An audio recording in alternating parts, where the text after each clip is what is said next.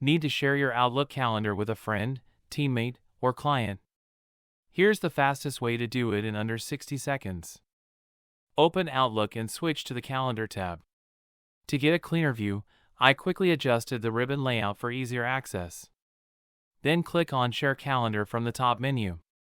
A window will pop up. Simply enter the email address of the person you want to share it with.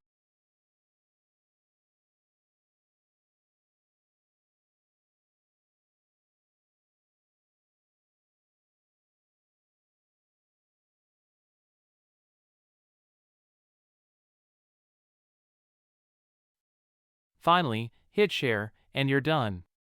They'll receive an email invitation with instant access to your calendar. If this helped you save time, hit that like button and subscribe for more bite-sized tech tutorials. Drop a comment if you want help with Outlook tips or calendar syncing.